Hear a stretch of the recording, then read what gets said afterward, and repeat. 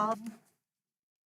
Oh, you bet. Dan Bardoff, Present. Rich Jeffrey is absent, Terry Ellison. Present. Teresa Keen. Present. Nikki Hatley is present, Cheryl McGuire. Here. Dylan McGuire. Here. Bill Vosberg. Here. Tim Wolf. Present. All right. So I will look for a motion to approve the agenda from, for tonight, for our meeting on July 12th, 2021. So moved. Second. Motion was made by Nikki and second by Terry to approve the agenda for tonight by voice vote. All those in favor say aye. Aye. Opposed, nay. Motion carries.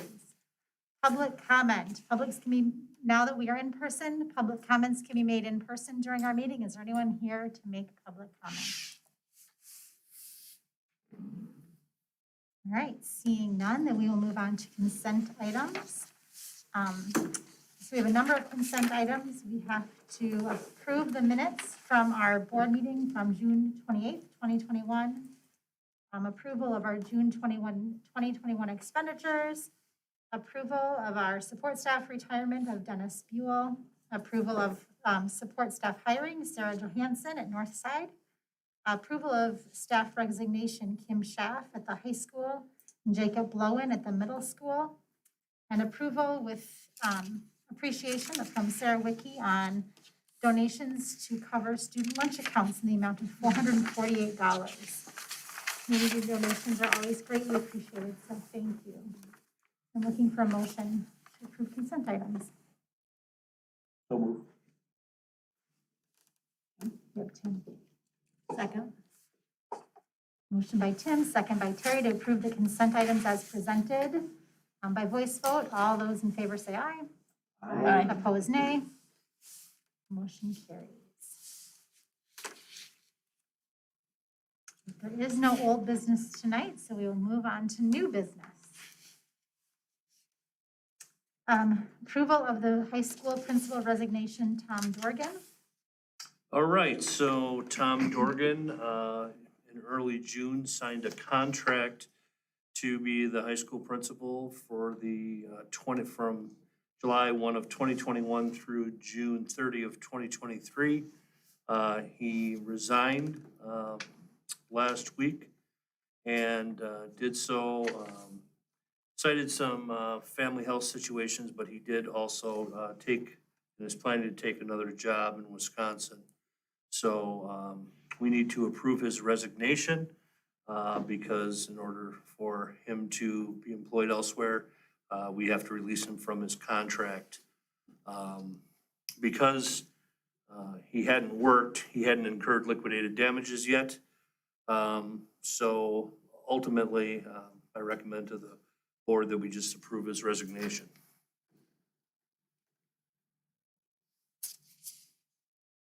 Move to approve the resignation.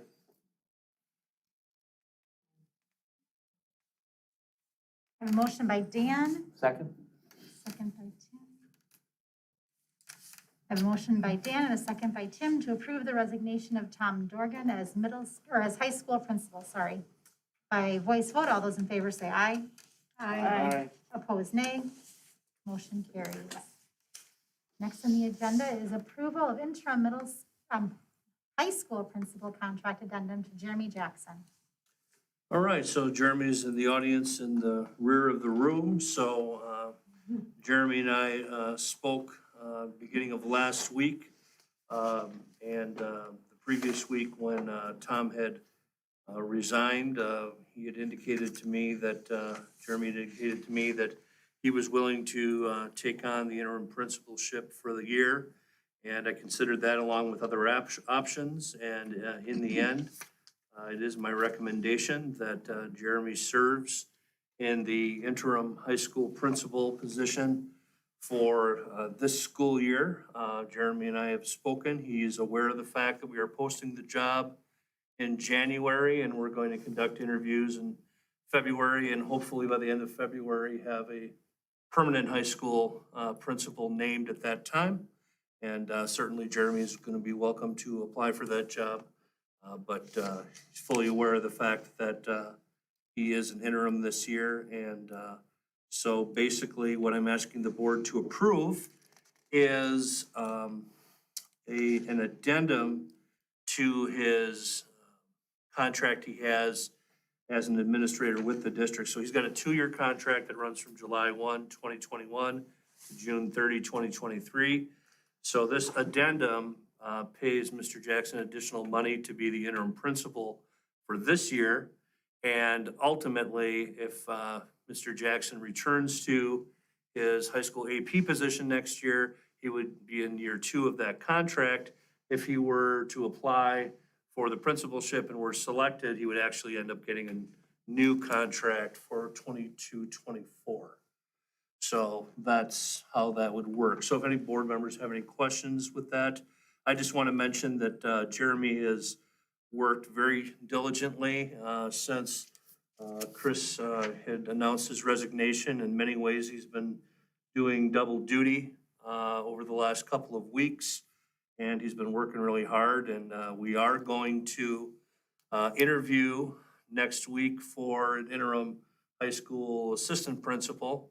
And we will be bringing a recommendation to the board on the 26th of July, hoping that that person can start the following day, because right now, it would be helpful to Jeremy if there were more than one administrator to get everything set up for the school year. So, any questions or comments from board members? I just want to state that I think Jeremy, in talking with some past students and having our own students in there, he's very much held to a high standard by the students. He's very well liked, and I think this will be a great transition with the kids coming back after a rough school year last year. So I think this is a positive and exceptional choice to make. Thank you, Terry. Other thoughts from board members? Otherwise, we'd be looking for a motion to approve. We're actually approving the addendum because he already has a contract in place. I would make that motion. Second? Motion was made by Nikki and seconded by Terry to approve the interim high school principal contract addendum for Jeremy Jackson as recommended by Rick Waskey, District Administrator. By voice vote, all those in favor say aye. Aye. Opposed, nay. Motion carries. Thank you, Jeremy. All right, next on the agenda, approval of 2021-2022 academic standards. So it was about 7 years ago that the state of Wisconsin began requiring that every first board meeting in July, the Board of Education has to approve the academic standards that will be utilized by the school district. And there's actually a bill that has been introduced in the legislature that's going to go one step further, and it's actually going to require that those standards be published. If and when that time comes, we're actually going to be very prepared for it, as almost all of our course outlines are available online. And the few areas that aren't, I will probably be addressing those shortly. But I would say, conservatively speaking, about 95% of our courses have full course outlines with standards and everything online. But I'm going to turn things over to Todd and his first brief statement as Director of Curriculum Instruction to walk us through what the educational standards that you would be approving tonight would be. We'll be brief. There's really no change. There's no change at all from what you guys approved as a board last year to the standards that we're aligned to. So what you guys have in your documentation for the standards that are listed is the same as it was last year and what you guys will be approving tonight. And just as a review, those are the Wisconsin Model Academic Standards, Common Core State Standards, Next Generation Science Standards, College and Career Readiness Standards, and for AP courses, College Board. Could I ask Todd to comment on the Next Generation Science Standards, as to what that is? I can say that we spent work at the elementary, going through the curriculum cycle process a few years ago, aligning all of our work to those standards. So the work that we do across the district with curriculum have all been aligned to them. So without getting into detail and pulling up and showing you, that's probably all I can comment on right now. So all of our science courses at the middle and high school level, Phil, the course outlines and overviews for those courses indicate all the standards that are part of the courses. And they align with the next generation science standards. I believe we have English and language arts. I don't think we actually have science posted at the elementary level yet. We do. We do. We have science, but not social studies. Is that? Correct. Okay, so you can also review those course by course. But yeah, the next generation science standards are they're kind of the common core of science, for lack of a better term. They're probably the most nationally used science standards. But if you want to look at the individual standards, Phil, you can see those for any science course that we have on the webpage. Other questions, comments, or thoughts?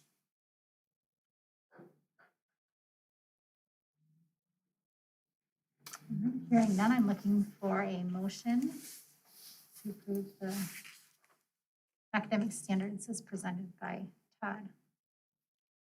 I'll make that motion. Second. Is that Cheryl? Yep, sure. All right.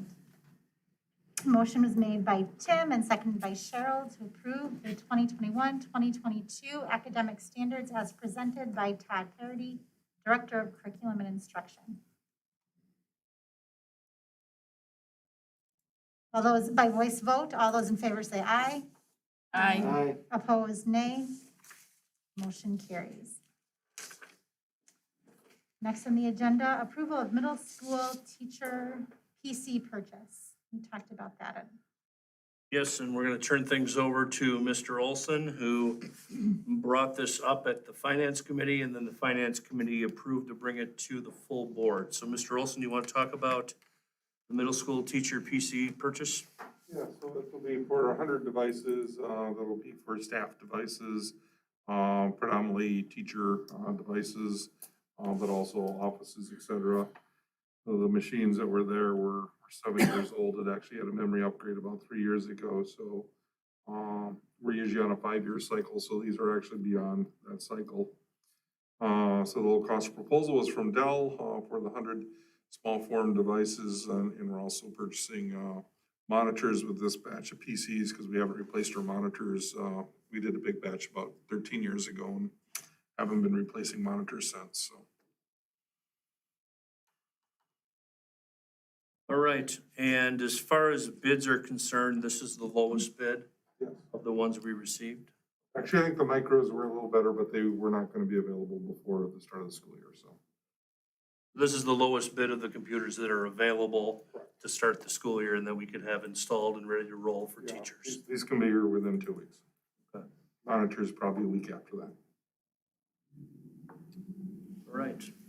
So if anybody has any questions or comments, now would be a time. Otherwise, we would be calling for motions. This is something, Ron, that is in our tech budget. It's something that we've already planned for this upcoming year, right? Yeah, we actually talked about it way in spring, I think, then when we were talking about the Chromebooks. And so, yeah, the actual tech budget this year, the big chunk of the tech budget is actually for the firewall replacement, but much of the firewall will get covered by either E-rate or the Teach Grant. And the majority of that, the remainder of that will come out of the tech budget. And then this is really the only other tech budget plan at this time. And then when we get to next spring, we'll probably look at that, who's next on that list for the PCs, because we're pretty much set with our Chromebooks and mobile technology. Much of that was able to be covered by the ESSER grants. Thank you. Other questions or comments? I'm looking for a motion to approve the purchase of the computers. I'd make that motion. Second? Motion was made by Nikki and seconded by Dan to approve the purchase of 100 Dell Optiplex 7090 small form factor PCs and 24-inch monitors for the middle school from Dell Technologies at a cost of $86,984 as recommended by the Finance Committee to be taken from the technology budget. Well, by voice vote, all those in favor say aye. Aye. Opposed, nay. Motion carries. Right, thank you. Discussion potential action on SOAR, the School to Work Program, coordinator position. All right, so in the consent agenda this evening, the board approved the resignation of Kim Schaff. And I believe Kim was in the district for, 7 years. And she served as a technology and learning coach for the high school. But certainly during COVID, she served pretty much the entire district as we rapidly went from face-to-face instruction and had to pivot back and forth in and out of a wide array of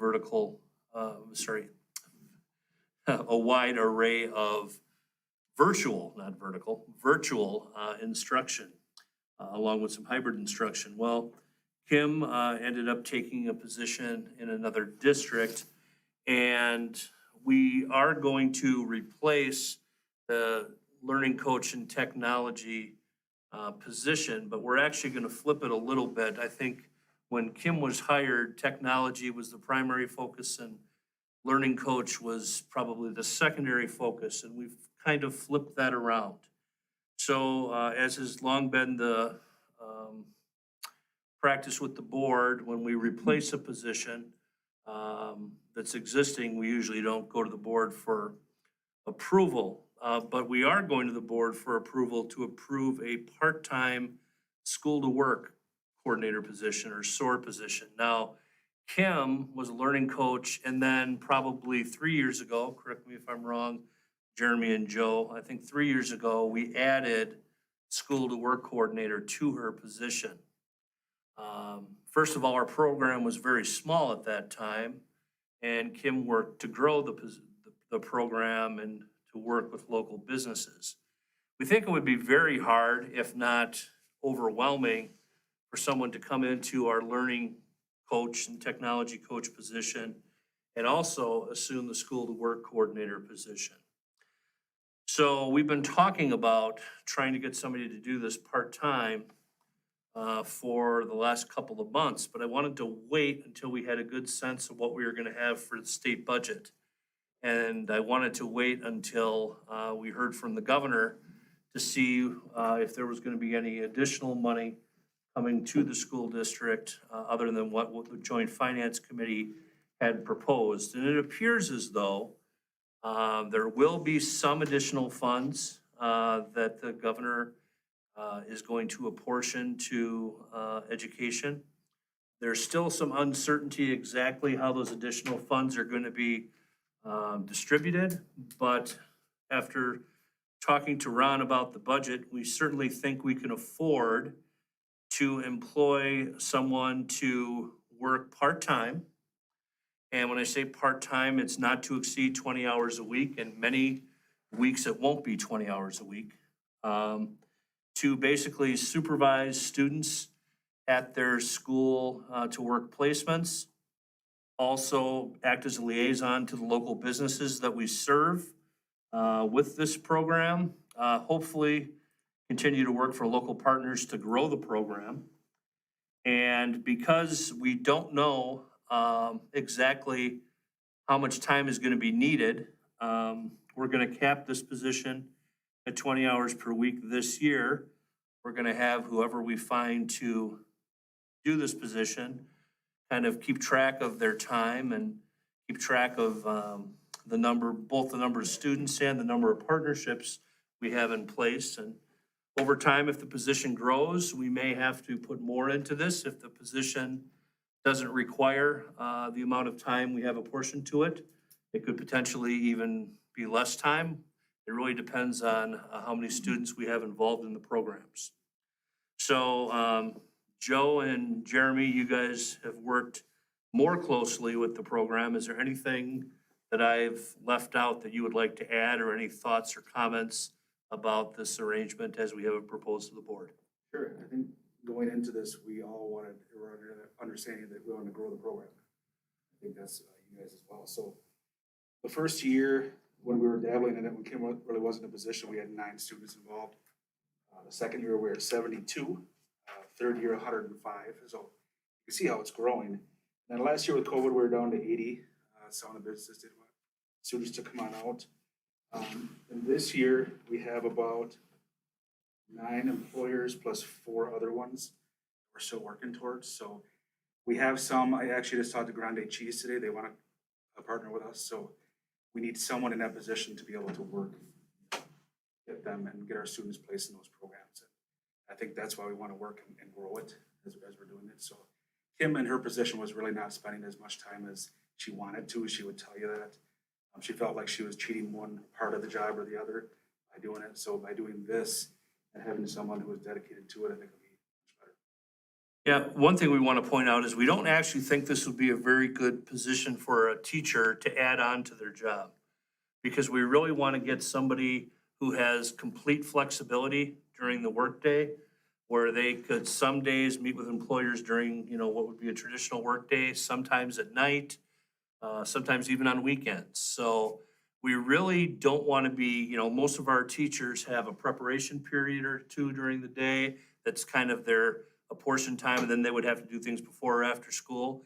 We're actually looking for perhaps a retired educator, or maybe even some people who do some of this kind of liaison work in the community to collaborate with us in this partnership. It doesn't have to be a certified educator. Because they're a coordinator of the program, they're not issuing credit. They're basically acting as a liaison between employers and the students in the school district. One thing you should know that we're doing a little bit is we originally had it set up where we did work experience, where students who have a job will get credit for that, and we help them work with the employer and also document the hours. Then we had a level of internship, and then we had a level that was youth apprenticeship. But we're trying to fit internships into youth apprenticeship as much as we can. Because for one thing, we get reimbursed for youth apprenticeship, and 2, they get a Department of Workforce Development certificate by completing that. So it's a little more formal, as something they can put on their resume. So that's something we're trying to do. And in most areas, we can fit it into a pathway, and some we can't, but most we can. So it's just beneficial to us and to them. And Dan Saunders still is our youth apprenticeship coordinator. But again, we still need somebody to go out to sites and actually check on the students and make sure that they're meeting the expectations of the employers, which sometimes Dan's not as readily able to do when he has students in front of him in the classroom. That position normally goes during the day, and that's when businesses are available. Okay. Joe, anything to add? Yeah, I would just say that this is something to be excited about. I think this is a great program that has a lot of potential in a lot of different areas. Many times when we're talking about high school age students, there's some kids that are looking for some meaningful work experience. They're looking for some relevance, and this is a program that provides that direct relevance. So whether you're talking about our ACP or academic and career planning, whether you're talking about some at-risk programming, some kids that are looking to be accelerated and move into college and the workforce, this is a program that really provides support and services for all of our kids, and I think has great potential. Jeremy's done a great job. Chris did a great job in supporting this program. Kim obviously put in a lot of work, and I'm proud of what we've done from when we were the early stages, when we were going out and meeting with businesses and trying to get people excited about this. And we accomplished what we set out to do, which was create a positive experience, a successful program. And that's why we have businesses saying, yeah, we want to come on board because we've done it the right way. And we want to expand it from some of the more trade-oriented work to expanding into some of the more professional services. We've done a little bit of that. We've worked with Woodford State Bank. But one of the areas that we've talked about a lot is how do we work with Monroe Clinic to really expand into the medical field. So the possibilities are endless, and I think if the board would be willing to support a position like this, I think we're going to be looking for someone that can create professional relationships within the community and expand this program pretty quickly. And I think it'll really take off if we get the right person. It's nice when the companies are coming to us now. Yeah. Yeah, and again, you know, if the board wouldn't approve this part-time arrangement, which we think would end up, the financial impact, we believe will be less than $20,000 this year. We're not sure after this year where that's going to go. But we really would be concerned with whoever's gonna be the new learning and technology coach at the high school, if they tried to take this duty on in addition to, we really don't think they're gonna be successful, and quite frankly, we think it's gonna have an impact on academic achievement at the high school, so we really want to try to keep the two separate at this time. So questions, comments, thoughts from board members? I love it. I'm excited about this. I think it would be terrific if it takes off and we need a full-time position at some point. I think this is something our community is asking for, and I think this is great for the kids. This is terrific. I agree. I think that's, from my viewpoint, I think this is a position that you'll look probably to come back to at some point and say, we need a full-time person, because I think there's a lot more demand out there for this from the student's perspective and from business, for sure. One of the things that's really nice about it is it's not just a benefit for the kids and for the district, but this is really how the district can contribute to the community. This is how we can help build better businesses and keep some of our best talent in the community. Because many times we lose kids because they don't know what they want to do. They go out into the world, somebody scoops them up, and they're off living somewhere else. If we can help these kids find what they want to do and find purpose, and they've been exposed to things that they didn't even know happened in Monroe.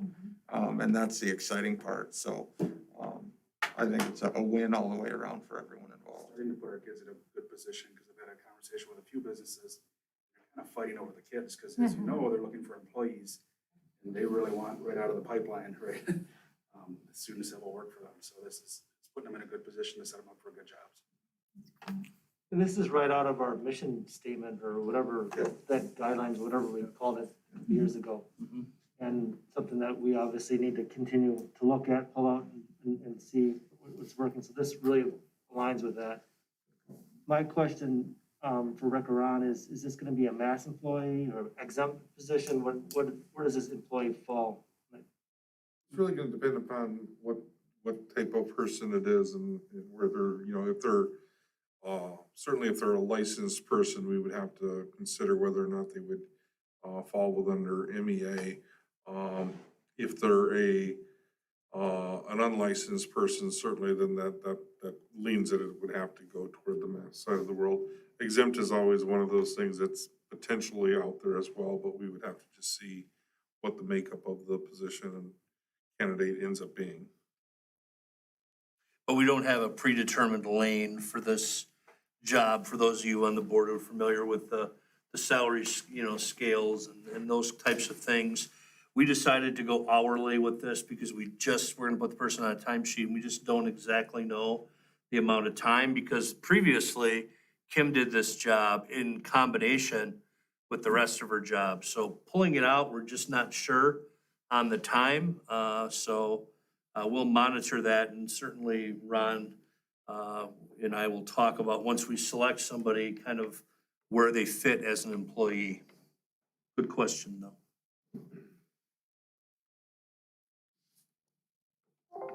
And I think I saw too, that high school principal will monitor the hours, but how are we going to, we're gonna kind of build it as we go as far as gauging effectiveness and?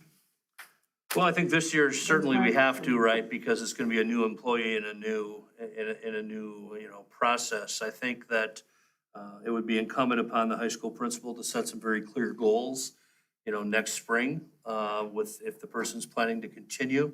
I think right now, our goal is to get our students in the right work placements and monitor them, and provide at least the level of oversight we did last year. And then ultimately, I think we're gonna be able to set more goals, certainly if we get somebody to return. For the upper levels of the program, the internship and the YA, there are rubrics and competencies that the students themselves have to follow. As far as goals for the program and whoever's in this position, I can imagine doing, like, are we gaining more businesses? Do we have more placements? That kind of thing. I mean, eventually we're gonna start having to have conversations about how wide do we want to go. We're already talking to Stoughton Trailers in Broad Hat. We're talking to Grande Cheese in Judah. things out of Monroe. So are we willing to do that Green County wise? Those are conversations we'll have to start having. With staffing shortages, you can imagine that people are going to be lining up and fighting for position to work with this kind of program. So really, we're set up for success.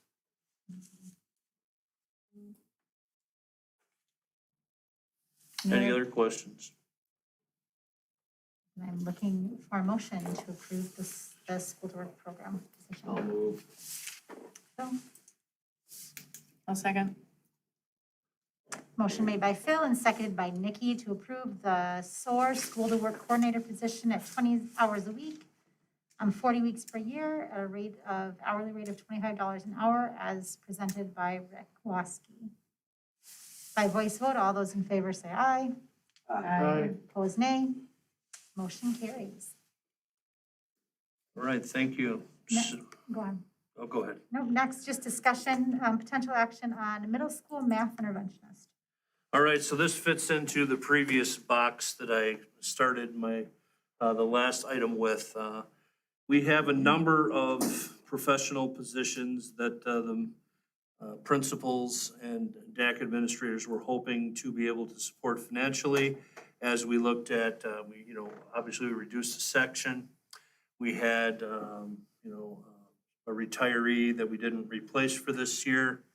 But we really wanted to look at our budget to see what we might be able to afford in the upcoming year. And unfortunately, I don't think we can afford any more than one professional position for the upcoming year. And Ron and I again discussed the budget and where we thought things were going to look. And I looked at the recommendations that we had from our principals and DAC administrators. And of all of them, I think the one that spoke to me the most as far as improving student achievement in our district would be that if we were able to add a math interventionist at the middle school. Right now, we have a reading interventionist at the middle school that we added last year. And once we had our students back in school, all of our students back face-to-face, I think it was very evident that, having a reading interventionist was a very positive thing. And at the middle school, now kind of a funny data year, so we can't give you a clear indication as a board of what kind of data improvements we made having a reading interventionist at the middle school. But looking at where we are budget-wise, I do think that of all the things that were on the list, where I think we can get the most bang for our buck is to try to help some of our middle school students that are struggling math so that we can redirect them so maybe they're not struggling so much at the high school level. Anecdotally, you can see a lot of kids who were right on the line of proficiency between basic and proficiency in, say, 5th or 6th grade.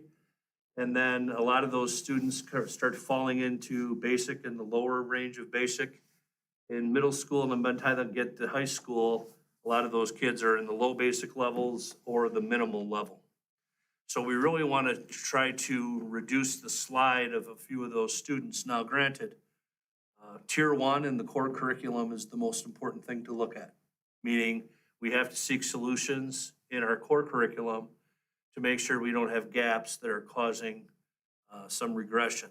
But also, with individual students, we want to be able to diagnose the areas that they're struggling and provide them some additional support.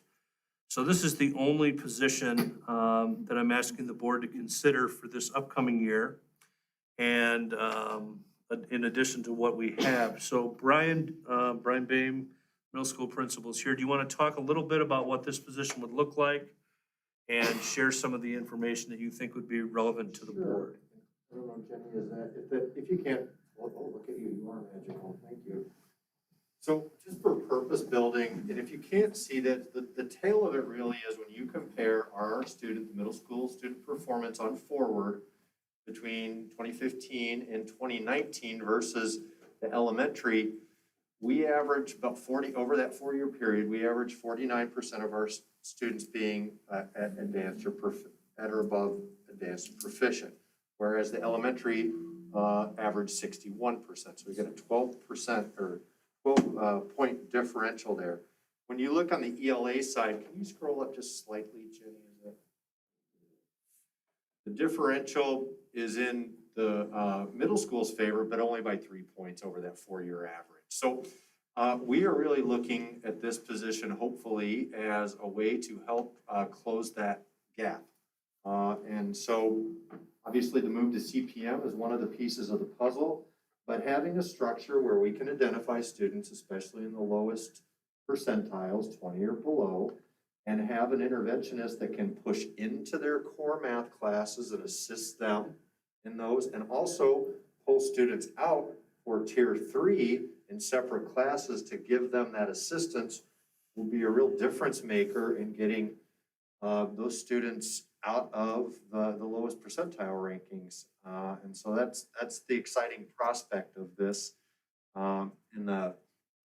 Just to give you an idea of how the structure would be, we come together as a data team currently with school psych, our guidance counselor, myself, Mr. Brown, and then Ms. McElvaney, our reading interventionist. And we look at the students who are in need of reading intervention by examining forward scores and fast bridge scores. And so Ms. McElvaney's schedule this coming year will be just that, a combination of push in and pull out. So she will be in several core classes delivering reading intervention, and then she will have a series of pull-out classes for students. We would emulate that same model if we are gifted, if you will, a math interventionist. So that's the Cliff Notes version of what we're looking for. Before we get into the economics of this position, because it is a little bit different than what we discussed before, what questions do people have for Brian regarding duties of this individual, what they would do? Now, you're seeing that we don't have a separate job description because we actually have one job description for all of our interventionists. Certainly, we don't have itemized ones for math, English. It's just we have a general job description for interventionists. But unfortunately, I forgot to upload that. So it is on the webpage. So they would follow the job description we have for interventionists. So any questions for Brian before we get into the finance end of it? All right, so how would we fund this? Well, some of you might be saying, well, we made some reductions. Why would we add anything? Well, we do have federal money that we believe we can access the next 2 years to pay for this. Meanwhile, we have a couple very small classes coming into the middle school. Right now, at the middle school, we typically have 8 sections for core classes, correct, Mr. Babe? So with some of these small 4th and 5th grade classes that are going to matriculate up to the middle school, we're very comfortable number-wise that we feel we could go to 7 sections, just like we did at the elementary. We started with kindergarten. We think we can easily move to 7 sections because we do have, for instance, this year's 4th grade is like 132 students. Even if we add the 10 students St. Vic's has, we're still at 140, 145 students. So we're very comfortable moving to 7 sections, in a couple of years, and then probably we might be running that through over time. So we think that the next 2 years, certainly, and maybe even as early as next year,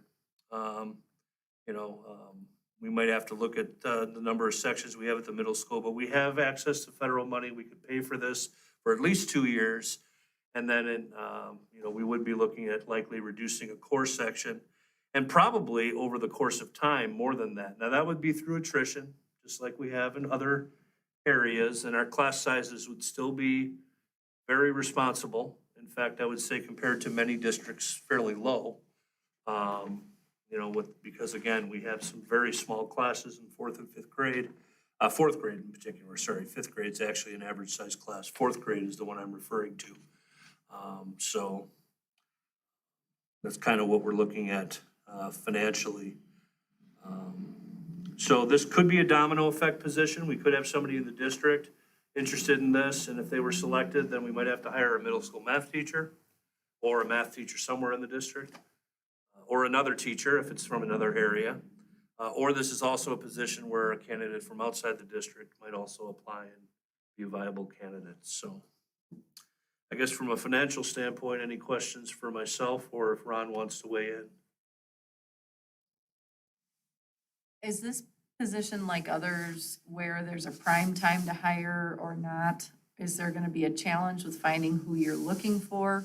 Yes, great And question. what's the plan if we don't find the right one yet? Yeah, I think if we don't find a good candidate, we're probably gonna wait until next, early next spring, to try to get it in a better hiring season. Idealistically, we would have been looking for this person in March or April, but I think it was pretty clear to the board. And it was certainly clear to me at that time, we had no idea what we were gonna be looking at for our state budget and for our education budget. So now is the time we're gonna try, but yeah, if we can't find a suitable candidate, we're not going to staff it. We'll just go as is. If we don't find a Okay, suitable so candidate, We have a then, plan, it's just right.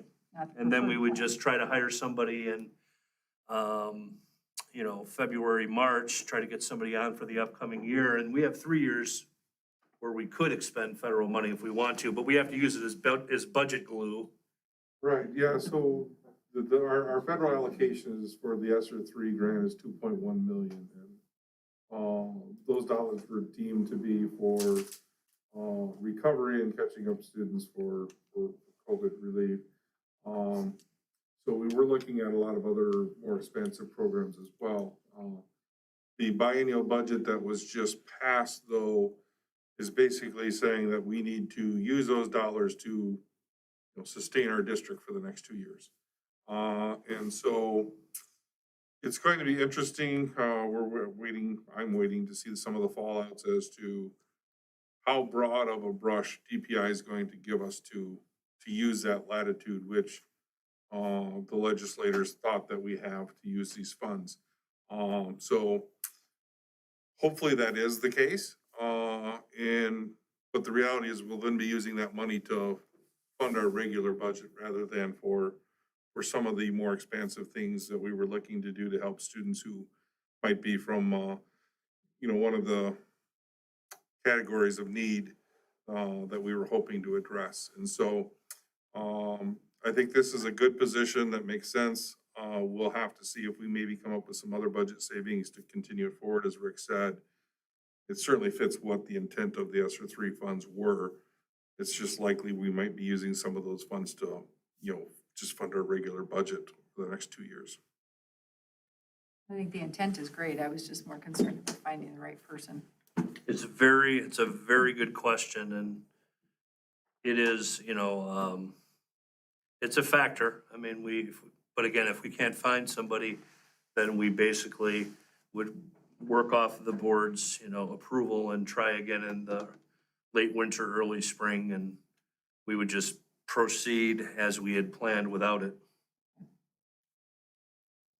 My question would be if we approve this position tonight, should we add in the motion that we need to review it in 2 years to see if there's funding? Or once we add his positions, add it, and then it's up to you to fund savings, or?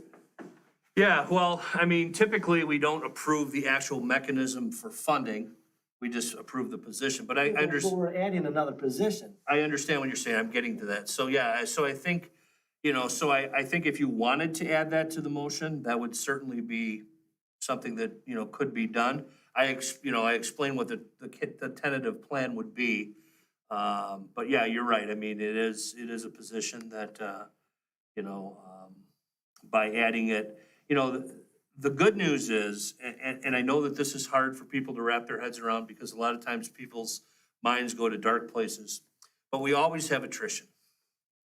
And even if we have somebody in this position and we can't continue to fund it, it's very likely if they want to stay in the district that they would be able to move into another position they're certified in. So I'm pretty confident that, that people would land on their feet.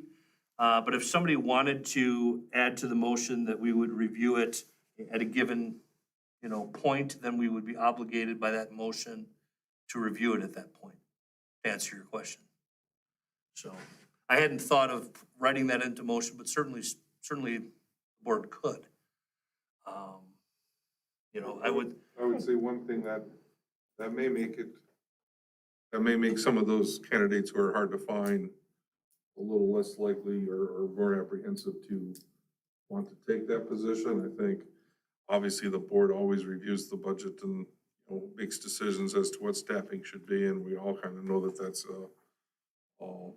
can be a floating thing. We've always really tried to use attrition, and as Rick said, moving people around to avoid those layoffs if they come, but I think you may be better off just using that avenue than actually putting it into motion, because people might be hesitant to take the job knowing that it's only been stated that it's guaranteed for 2 years, even though the reality is it could move regardless.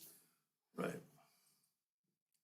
I agree. I mean, I know what you're trying to do, Dan, and I understand it, but I also feel like if we're gonna start doing that, we should have just done it with the school to work coordinator. I don't wanna set ourselves up for that, because I think we'll have enough moving parts that I think things will work out the way they should. And I'm hopeful. Yeah, I agree. I mean, I hear what you're saying too, and I think ultimately, if this is a position that Rick and the middle school feel is really important, then, and it's part of the budget, I guess I'm kind of feeling like then it's incumbent upon them to balance the budget, right? So if this is a really important position that has a lot of value and they need to continue it, then it's on them to make a cut or somewhere else. And if it's not a valuable position, then that's where it gets cut, if they get to a point where that's necessary. And hopefully it's not, but if it is, Well, and also, I mean, as we made a motion that we were gonna be moving to 7 sections. And Teresa, you had actually asked the question, I believe, in one of our board meetings, when we went to 7 sections at the elementary school. You had asked, I think you had asked at one time, like, how's this gonna affect the middle school? And the answer is, over time, it will. Right. Because, ultimately, what you're gonna have is we have smaller classes that are coming in with fewer sections. Now, the section number isn't as important. The raw number of students is what's important. So we have a very, very small 4th grade. So that's the class that I just spoke about. Then they're gonna be 6th graders in 2 years. But also by that time, we will have been through kindergarten, 1st and 2nd grade of 7 sections, at the elementary level. So it's very possible that there are some sustainable reductions that are gonna be occurring through attrition in our core areas as we approach the upcoming years, so.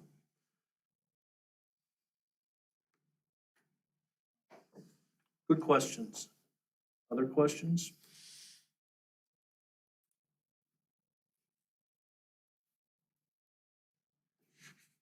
Okay, if so not, then Teresa, I'm looking for a motion to approve adding a middle school math interventionist position as recommended by the administration. I will move. I'll second. Terry? Yes. All right, a motion was made by Phil and seconded by Terry to approve adding a middle school math interventionist position as recommended by the administration. By voice vote, all in favor say aye. Aye. Opposed, nay. Motion carries. thank you. All right. Discussion of parent-student handbooks. All right, so I am happy to report that we're actually on the right schedule. And I know that every summer Cindy comes to me and she's like, you gotta remember, parent-student handbooks. And the last couple of years, our Julys have bled into August a little bit with the COVID-19 pandemic and a lot of uncertainty. But we're actually on schedule this time to be looking at the parent-student handbooks, the 2 meetings in July, so that we can have them ready to go for August when we start registering families and getting our school year kicked off. So we have administrative representation for all 3 levels. We have all of our elementary principals here this evening. And for those of you who weren't here when she arrived earlier, seated nearest the door in the center of the room is Sarah Judd, our Abraham Lincoln principal and 4K, District 4K coordinator. So this is her first meeting First board meeting that she's been at in person, and she started on July 1st. And then certainly Jenna and Amy are also here to answer any questions you would have about elementary handbooks. Brian's here to address questions for middle school handbooks, as is Jeremy for high school.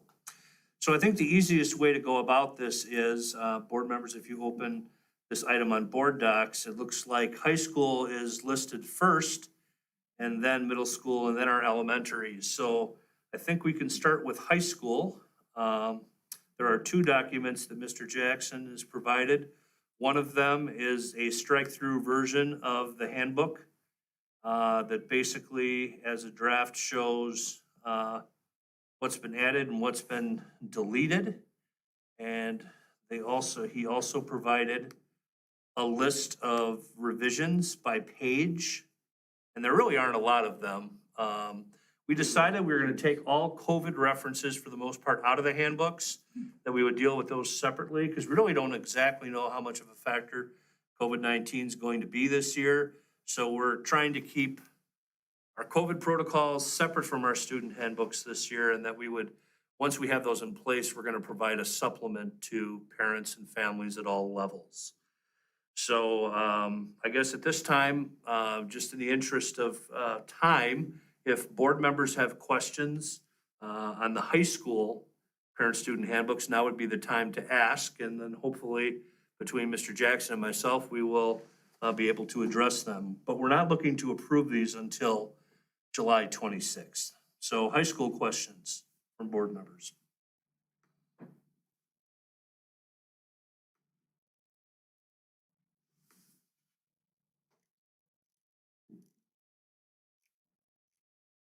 Right.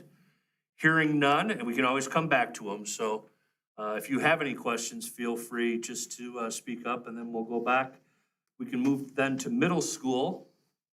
And the middle school handbook has been provided. And it's not in strike-through and revision format. It's in kind of draft final format. Certainly, if anybody has questions, Mr. Boehm is here to answer them. So do any board members have questions on anything in the middle school parent-student handbook?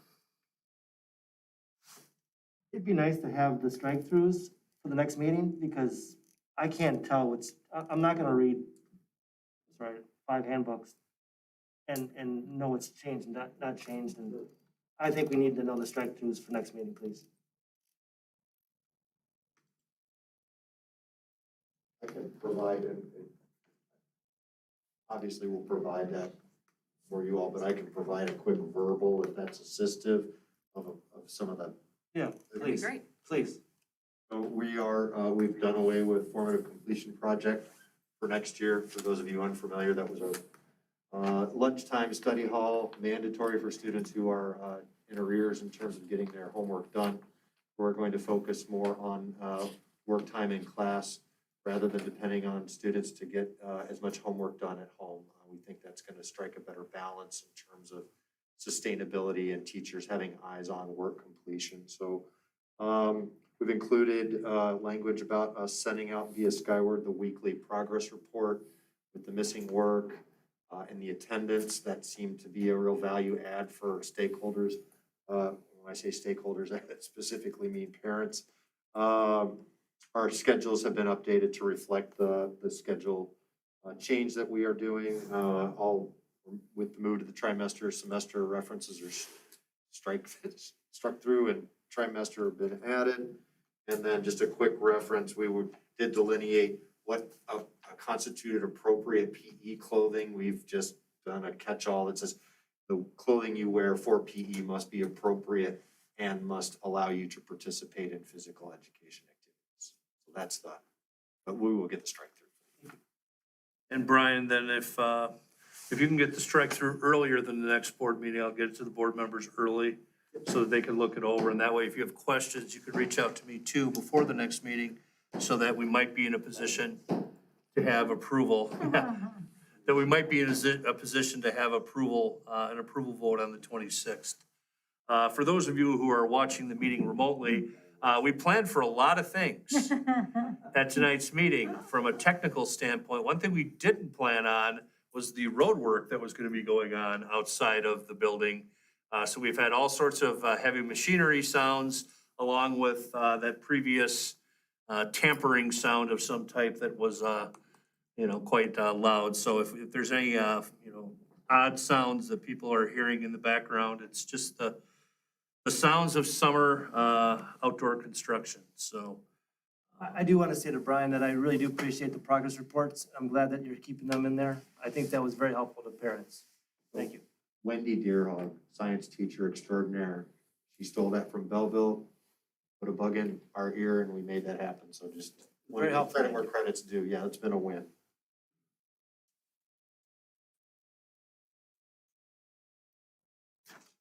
All right, other questions on the middle school or comments?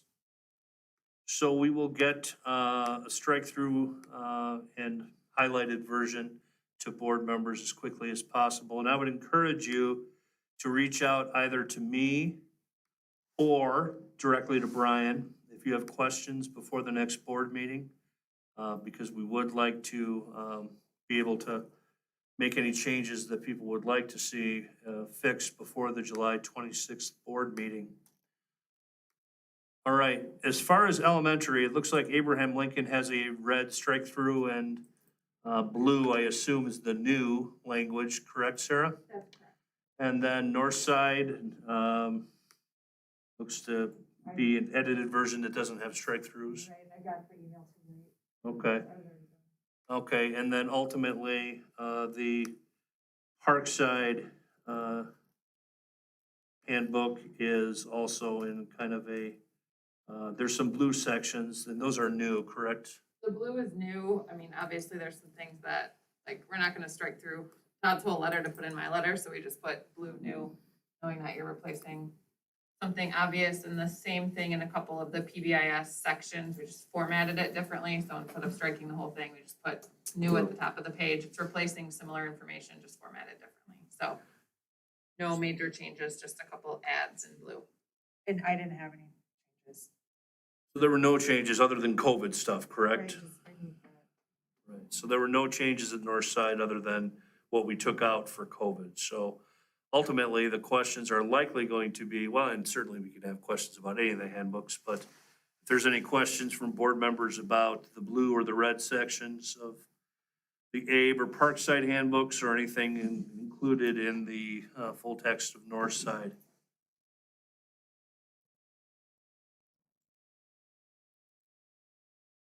What's the history on the handbooks and why there's, like, I know there's building differences, but what's the history there? Between the three elementaries? Yeah. We've actually come a long way in bringing them close together over the previous years. We had actually talked about it one time, I think it was when I first came back as superintendent, of trying to have one handbook for elementary and then like little like front and back sections, but there were just a few nuances that made it difficult to do that. Amy, you've been around the longest. Do you want to give a little bit of the history lesson? Sure, I think that, when we talk about the specific building information, it really just talks about what time the kids should enter the building, what time the breakfast is available, which actually differs between our buildings. The before school arrival and after school pickup are always huge obstacles for parents, and so I think we all have that spelled out a little bit differently. Our PBIS is pretty much the same. I just think that because we have our own PBIS teams, we do that ourselves, and I think it's important that they are a little bit different and it's not just one size fits all. But those are pretty much the big areas. And Tim, I think it might have been the year you joined the board. We actually went through, and Jen was here at that time too. We went through and actually created a whole bunch of common categories for the elementary so that we had all the same categories. And then we just had some of the information that was different between the three of them. But they're probably as close as they've ever been, the handbooks between the three of them. But yeah, there are just some nuances that are just different as far as the fact that our elementaries start 10 minutes apart. They serve breakfast differently. They have different pickups. So because of that, we just have some things that end up having to look and feel a little bit different between the handbooks. But that's a good question. 34 pages are the same. All district stuff first and then building stuff, but even within the building stuff, I mean, I think we had secretaries from each building work on that a couple summers ago, so I think we all say the same things about bikes and scooters, but you park them here at my school and there at that school. We also have the same temperatures when it comes to when you go outside for recess and when you come in, so all of those things are exactly the same. Good question, though. Other questions from board members? So if we see something that needs to be changed, do we contact the individual school? Well, certainly you can contact me. And, you know, I think for the, if there's something that, ultimately, it would be nice if I know, because obviously we're looking for the approval. But if there's something, very small or just something you want to ask about, like the background on something without knowing if you want to change it, you're certainly welcome to reach out to the principals too. But if you're actually requesting a change, I would like you to reach out to me so I can keep track of the changes. Just on the district compliance officers, it still has Terry Montgomery listed. Yep, so I just told Amy today that she inherited that job, so for the final version, it will say Amy Timmerman. So that was it, we were fully aware of that, it's just I didn't have an opportunity. I was actually waiting legal opinion about whether we could use Todd in that role. But we got a legal opinion back that some of our policy references do indicate one of each gender. So because we don't have any female DAC administrators, I reached out to Amy, and so Amy's gonna be trained for Title IX Coordinator and Compliance Officer, and then she will be listed there at our July 26th meeting. But I didn't want to put it in the board packet before I told Amy. I thought that would have been a little, that might have made her a little grumpy.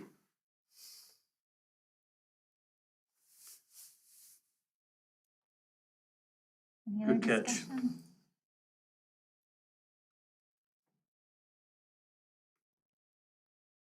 Moving on to the athletic handbook. All right, so the athletic handbook is a similar arrangement. They actually have their, I think the parent night for their, for fall, it's mostly fall athletes, but actually athletes from any part of the, year can join. And it's not just an athletic handbook, it's also an activities handbook because it applies to, FFA, business club. We could go on and on there's a list of all the different activities and WIA athletics that this item applies to. So Mr. Newcomer's not able to join us this evening, so I'm going to turn this over to Jeremy. Jeremy, are there any changes this year other than just numerical and changes referencing the given year? Hardly any changes. One change on page 17, it's in blue. Unfortunately, we are having more and more social media issues. So trying to define that a little bit more clearly, the things that we're seeing, would have been not limited to, we put threats, or things that we normally see, inappropriate requests, and then transmission of nude or sexually explicit photos and videos. That's becoming more and more of a problem. So just so that people understand when they read this, talking to the kids, and this is unfortunate, but they feel that that is a common practice, that is not becoming of an athlete. So that's something that they could get in trouble for as far as the athletic career. Jeremy, you said it's to include, but not limited to? Yeah, I see there's a typo there, so Okay, just to make sure you got it. Thanks. Okay, so it should read, not limited to. but is not limited to. Yeah, I don't have edit rights to this, so we'll make sure that we make a, I have a note to talk to Mr. Newcomb. okay. That'll be fixed for the next version. Do you want to go to page 18? There's a couple changes there, Jeremy. Oh, yep, just wording means the same thing. Instead of saying recommended minimum of 10%, 20%, 50%, he put 10% or more, 20% or more, depending on the severity of the incident that happened. Okay. Looks like there's a strike through on page 20. I think that's pretty self-explanatory. Yeah, instead of having a travel form, that has to be handed back and forth to people, they're just gonna have an online record of that. It's more efficient. There's a, It needs to be put on the website, easier to find. FYI, it's hard to dig down to find that time. I'll make note of that. yeah, as a parent, I had to, I saved it to my own Google Drive, you know what I mean, and then popped it up each time I had to take a kid in the spring, but I agree with you. It would be nice if we had that front and center, because there were a few times I was on my phone and like want a key going, how do I get my daughter to come home with me? I'm here, she's here. But somehow we don't have to make that. So yeah, I think that's a great point. We need to get that on the webpage in a prominent spot where parents and others know where it is, because that is a really important, and especially with a lot, some of our sports, I mean, traveling with the team's part of part of being a teammate. But there are some times, especially when you have multiple kids in multiple locations, where it is nice to, if a parent or guardian's there, bring them back with you, because it can change and reduce travel time elsewhere, so. Anything else, Jeremy, that you want to highlight from the activities handbook? I don't believe there was anything else in there that Okay, and again, if board members have something that you would like to see changed, reach out to me, and I will try to get everything cleaned up and in final form for approval on July 26th. And we'll get that strike-through version of the middle school one that you asked for as soon as possible. Any other questions on the athletic and activities handbook? All right, I think we're good, Teresa. All right, so next, discussion, potential action on COVID-19 protocols for the 2021-22 school year.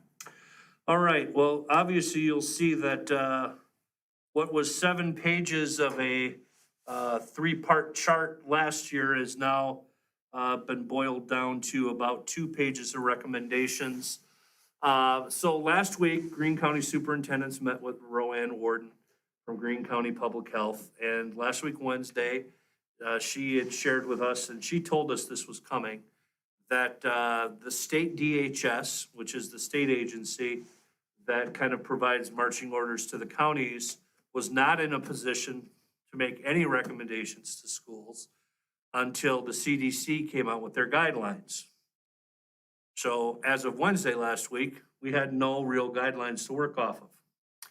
Then on Friday, a week before it was originally expected, the CDC came out with basically some new guidelines, but probably the most notable of those guidelines was that the CDC was accepting of the fact that vaccinated adults and students did not have to wear masks in school, which for the most part aligned with what we're recommending. But, there are some complications to, how do you identify who's vaccinated and who isn't on the spot?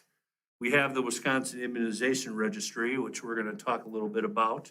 And Sam Kubley, you see in the audience, is joining us tonight, and she will be able to share some of her thoughts and answer some questions. But ultimately, what most people want to talk about is masks the upcoming year. And the CDC's indicated that masks or face coverings are not necessary for people who are vaccinated. Well, 38% of our eligible students and about 80% of a little over 80%, almost 85% of our staff are vaccinated, who are, all the staff are eligible. So we kind of feel as a district that we're at a tipping point where we can make mask or face coverings optional. We're struggling with differentiating between vaccinated and unvaccinated because, especially at the student end, it's gonna be very difficult to separate, like, in an easy to identify manner, who isn't vaccinated. We have the registry, we can look them up, we could give teachers a list and all that, but then it becomes a little bit difficult, visually to kind of make quick judgments. I will tell you that I know very few districts that are even considering using vaccination in mask wearing. Almost everybody is approaching this as optional or saying that we're going to be wearing masks at school. I haven't, and actually very few districts in our region are even considering that. Optional is, I'm gonna tell you that everybody in Greene County is gonna be recommending optional this month. Every district in the county is gonna be recommending that. So that's where our initial recommendation is on this document for board discussion. As far as quarantines, we provided some bulleted information. I guess point by point, Sam is joining us, so I guess, Sam, I'll have you weigh in on each category as we go through them. Do you want to talk about some of your thoughts on masks? Because obviously you and I have discussed this at great length. Yeah, the optional is, I agree what I've heard from my other nurses in the county is the direction that people would prefer to go in, and it makes sense from a medical standpoint. The people who are old enough to be vaccinated are gonna be vaccinated if they want to be. And we know that those older students and staff are the people who more readily spread and get sick from COVID. So it doesn't scare me quite as much to have our littles who aren't old enough to be vaccinated unmasked or masked optionally based on what their parents want. That could be really tricky to make that happen at the elementary schools. Parents telling teachers, I want my kids masked, but that's a different discussion for a different day. But yeah, from a health perspective, I think optional makes sense with the, potentially a recommendation to change up what we need to do based on what's going on in the schools. Yeah, and something interesting happened in the last few months in the school year is we had very few people not showing up with masks during the school year.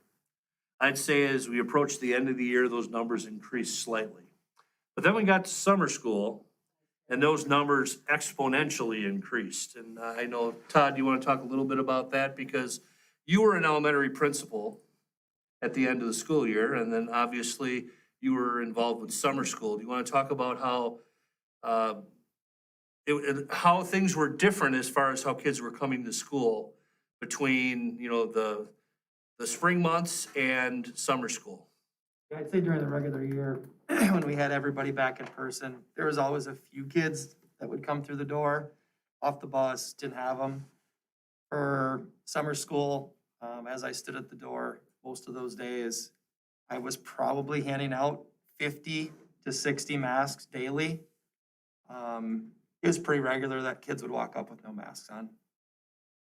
And a lot of the same kids. I mean, some kids, oh shoot, it's in the car, my mom just left. But a lot of the same families, they've just written it off. It's not. And you could just tell the kids that, there just wasn't that urgency to wear it. You could just tell they're kind of like, ugh. Where during the year, I felt like we had very, very little issues with kids. Having them on, bringing them to school, summer school is a completely different beast. All right, so it probably might be easiest as I discuss these with Sam, point at a time.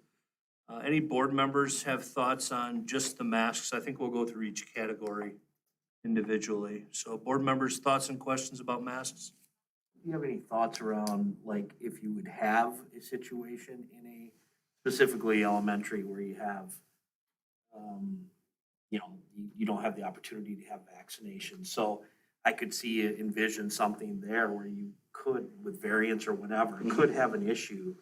At some point, would you have a mask requirement to be able to be implemented if you have a situation going on?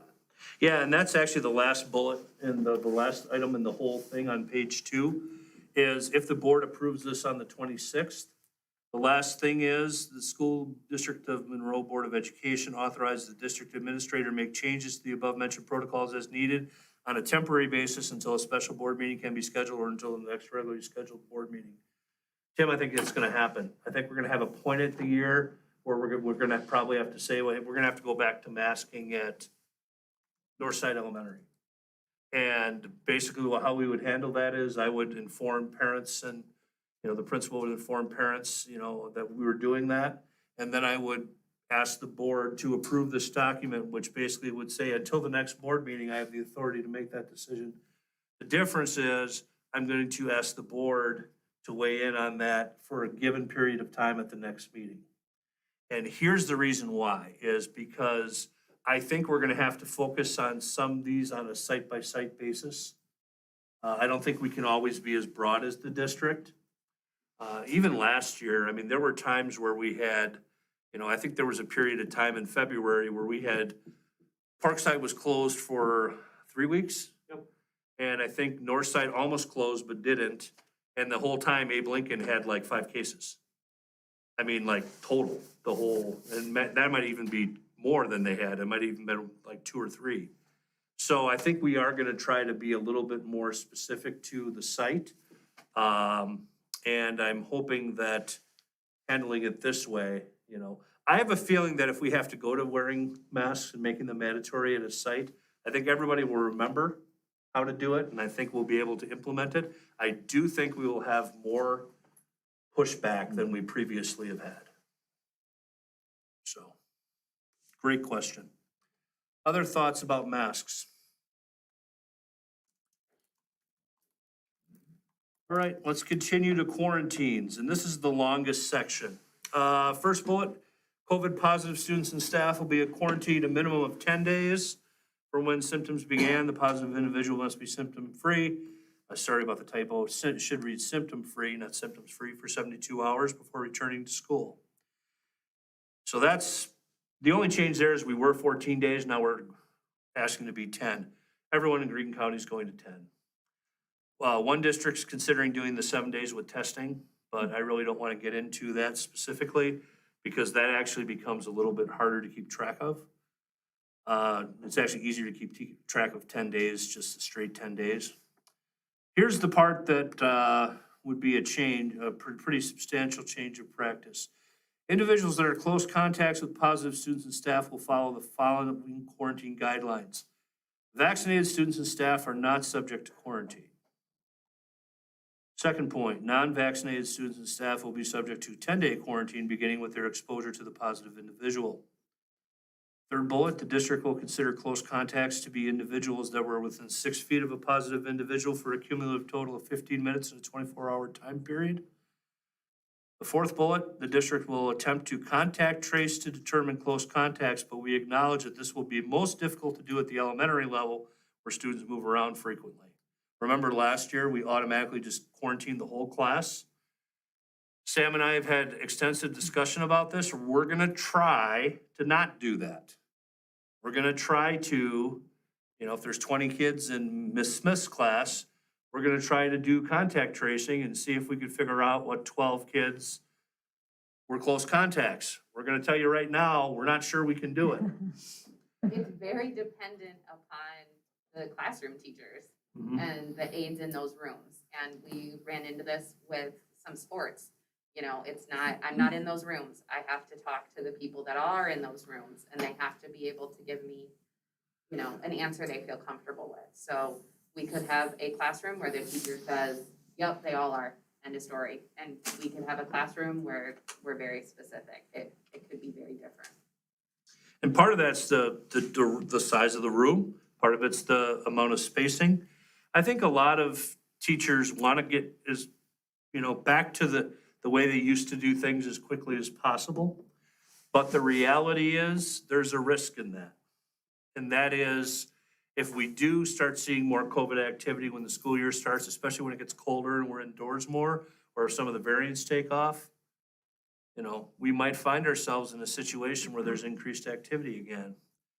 And then lastly, even though vaccinated individuals may still be carriers of the virus, they should be aware of possible symptoms and take precautions if they appear. So just because someone's vaccinated, if they end up symptomatic, we still don't want them to come to work, even if they're vaccinated, because sometimes vaccinated people do end up being carriers, and sometimes they get symptoms.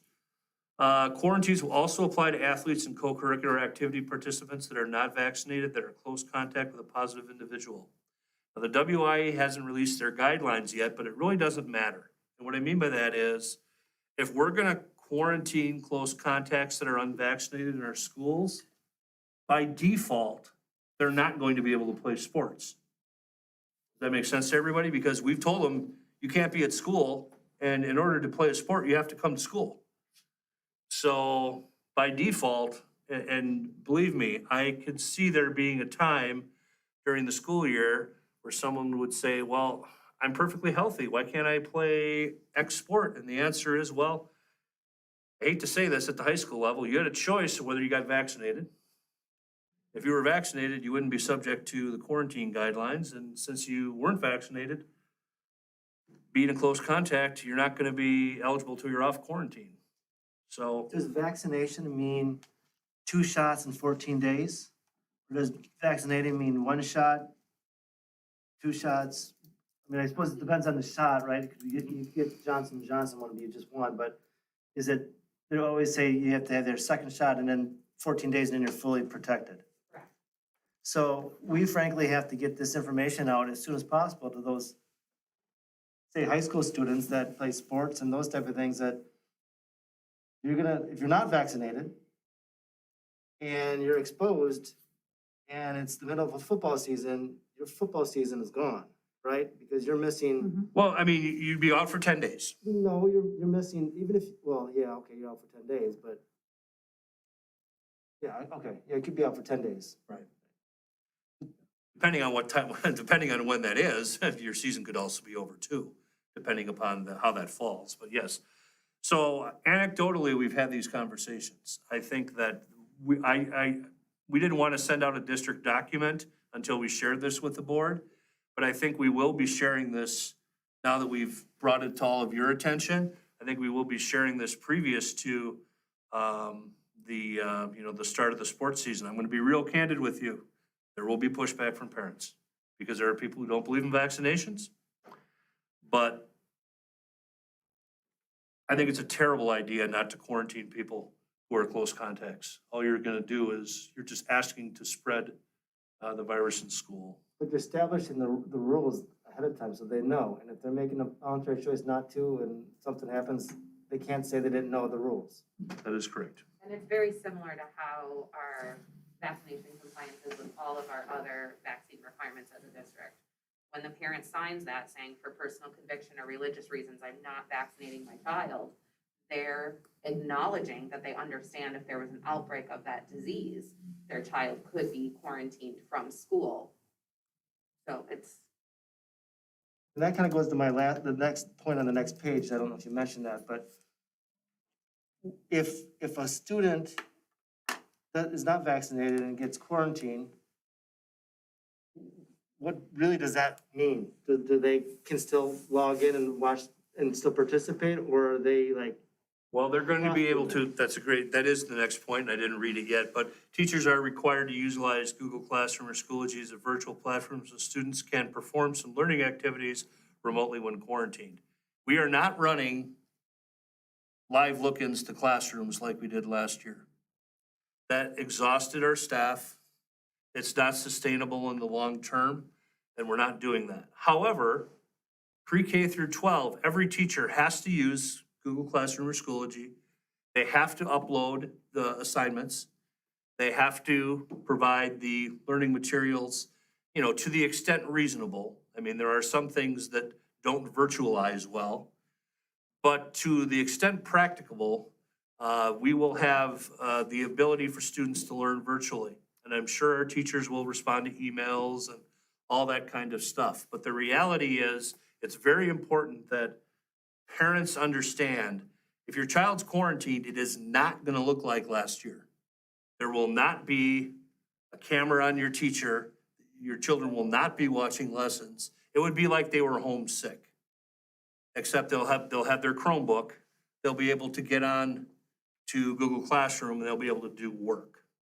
So better than it used to be pre-COVID when someone had mono or something. At least now we have better tools than we did that. Right. But yeah, we have to make it very clear that people understand it's not, you know, what we were doing for hybrid instruction would be nearly impossible to sustain if we wanted to keep people in the profession.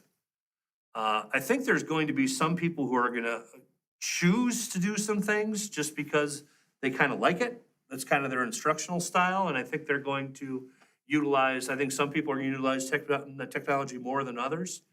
But I think it's important that people realize that they're quarantined, it's not going to look like last year. And I'm sorry to keep hogging the conversation, but last year, Sam, you really encouraged, if there's any sort of symptoms, stay home, stay home, stay home. And that was easy when we could virtual in. Is that gonna be, how is that gonna work this year? If someone has a runny nose or a cough, I mean, are you gonna ask them to stay home or? Well, I have to follow the recommendations that DHS and Greene County approved by CDC. However, I think it's important to consider what's going on in the community and what we're seeing, you know, in general, kind of like our pediatric physicians do. They're like, oh yeah, we're seeing a lot of this, we're seeing a lot of that. I think you have to have some of those caveats, and like we did before, you can always go and get tested. You know, Fast Care is a great place. Talk to your pediatrician. I am completely happy to defer to a medical provider if they tell you, nope, this isn't something to be worried about. But it's still gonna be kind of yucky. Well, and the reality is, last week Wednesday, I'm not gonna, if this has changed since last week Wednesday, I apologize, but last week Wednesday, Roanne told us there were no new cases yet in the month of July. There's one now. Right. Yeah. So now there's one. What I'm getting at is, those numbers sound eerily similar to last year at this time. So I understand that people are excited that that people feel we've turned a corner and we're in a good place.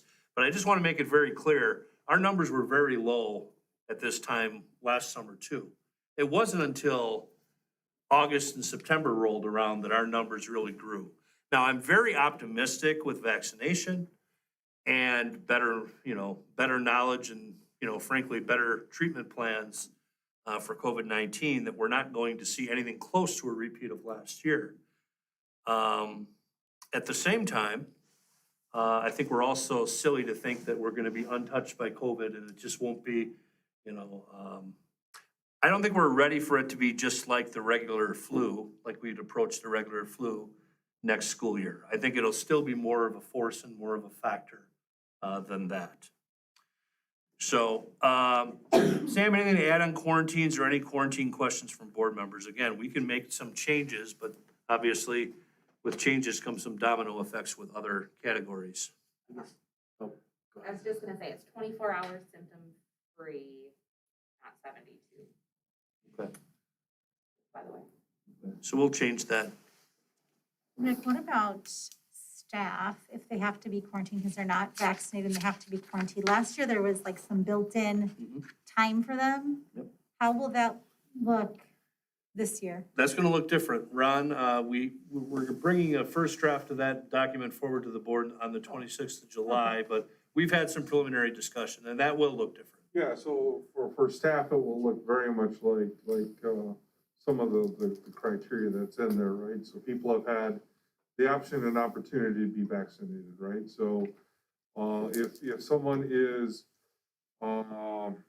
vaccinated, they're not going to typically have to quarantine. Obviously, there's a possibility that they could become positive, but the odds are mitigated. If someone's not vaccinated and then becomes exposed and has to quarantine, they'll have to use sick or other paid time off to cover those times, because they obviously had the opportunity to make it so that they wouldn't have had to be quarantined. Good question. Thank you. I got a question on are you still planning on sending out the notices? And I guess where my question is going is, if you had a situation where you had 2 or 3 positives in a class, and if a parent wanted to make a decision to send their kid with a mask in those situations, to be educated enough as a parent to know, hey, it's there, it's in the school. Yeah, you know, we haven't, that's a good question. So as you guys remember, at the beginning of the year last year, like, we told everybody every single thing about everything. And then obviously we got to the point in like February where it's like, yeah, this isn't gonna, it's not sustainable anymore because our numbers got high enough where, you know, that became, unreasonable. I think we're going to have to monitor, you know, the landscape. I think early on, I think that, you know, if the numbers are as low as they are now, we probably will try to inform parents of individual situations and cases. Obviously, if we would get to anything where our numbers were exploding and it might be difficult, by then you probably would already have some, masks might be mandatory. So, so I guess my gut feeling is that I'm hopeful that the number of cases are low enough where we'll be able to do that. If the number of cases is higher, it becomes difficult because of just the, the volume of communications. Plus some parents, and we even heard this last year, started saying, stop it. Like, I don't need to know this anymore. So, that's something we'll talk about, but I think, when the numbers are low, I think it's easy to do. Other quarantine questions? All right, contact tracing. District nurse and health assistants will be responsible for contact tracing. They'll collaborate with Greene County Public Health and medical providers. And the contact tracing decisions made by the nurse and health assistants are final and are not subject to appeal. Any questions about those? I thought about allowing people to appeal to the principals, but like, what would the point be? Like, I can't really see the principals overturning, this based on, some new medical knowledge, so. And it's not something that we do that truly, myself or the health aides do alone. We really are in communication and collaboration with the principals, with the teachers.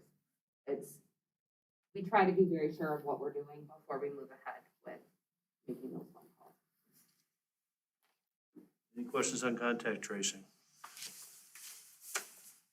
All right, testing. This is a big asterisk. While the state is making COVID-19 testing available to schools at little or no cost, the district is delaying the decision on COVID-19 testing in schools until more information on the programs are available and this matter is discussed further at the board level. So, Sam, do you want to give an update? Because we have had they had a first round asking people to opt in. We did not opt in. They said they're going to ask us again. We'll discuss it again. But do you want to share with the board, like, your previous discussions and why we kind of didn't jump into the initial round of this? Yeah, so when they're talking about testing, they're giving us lots of different options on how to test. And they're giving us multiple vendors to work through. So I did speak to a vendor and I'm like, tell me more. They had reached out. I'm like, okay, give me your spiel. What do you know? The big drawbacks with this are transportation, getting tests from us to a lab. They did a pretty good job they would do a lot of the documentation and handling of telling the state and, reporting to parents if we wanted them to. The big drawback was cost. They had some cost-saving measures where they could do some pooled testing. So say you had a case in a class, they could swab 25 kids, put them all in one vial.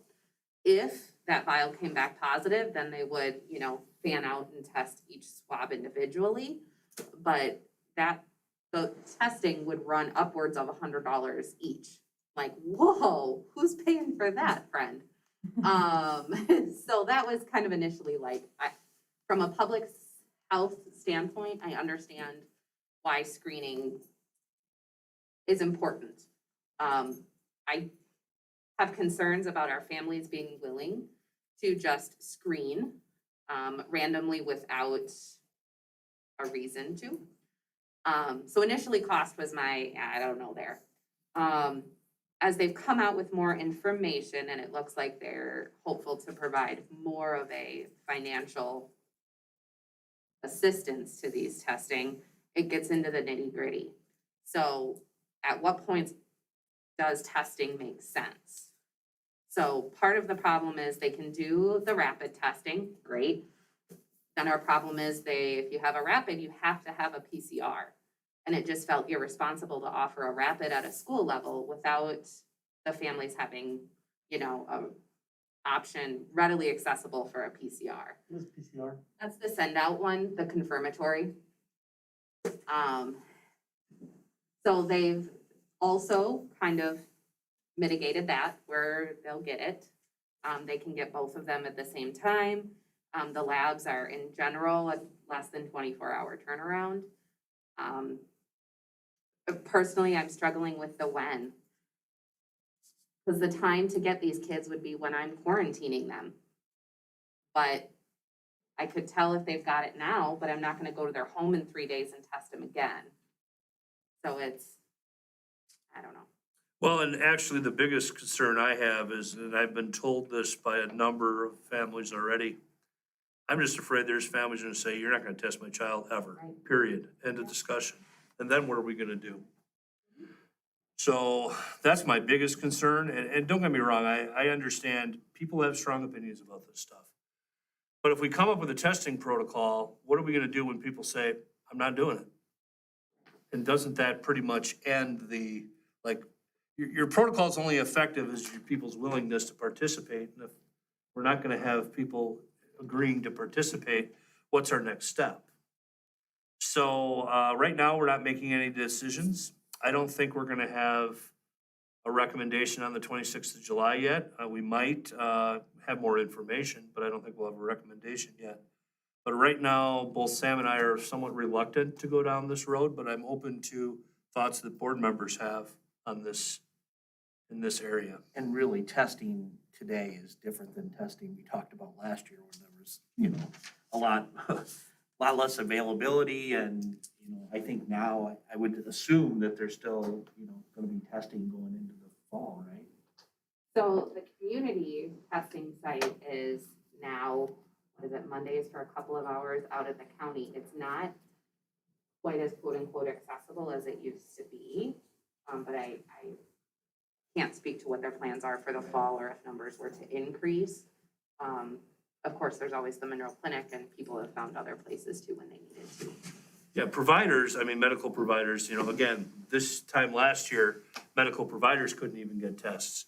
And now, now testing is plentiful, it's just there's not a lot of people choosing to do it. So, that's a good point. Other thoughts and questions? I guess my thought would be, let's take for example, an elementary. If there was someone in your class that tested positive, I would want to know my elementary student if he had it, because I would want to make sure he's not taking it to my parents, right? And so having an ability, a voluntary thing to test would be helpful to someone like myself. But I know that if it causes problems, I guess I would understand that. I guess I would go elsewhere, county or fast case or something like that. But I think to have an option might be helpful if there is truly a low cost to the school district. And it could help guide decision-making. If we have a positive kid that we're notified about from the county, and, some parents do opt to have their child who we've identified as a close contact tested, and we find out there's a handful of them that are positive but asymptomatic, maybe that changes what you guys choose to do. Flip side of that is, out of 10 parents, 9 say no, thank you. Yeah, I don't think you could ever make it mandatory, but I think one of the nicest thing about the vaccination clinic that we had in school is I could have taken my kids anywhere, right, to the clinic, but it was just so handy to have it right there in school. And I think that's why, if you could get them tested right there at school, that'd be handy for parents. I think you would have some people utilize it. It wouldn't change much for the person though, so they'd still have to quarantine, it's not gonna change their quarantine.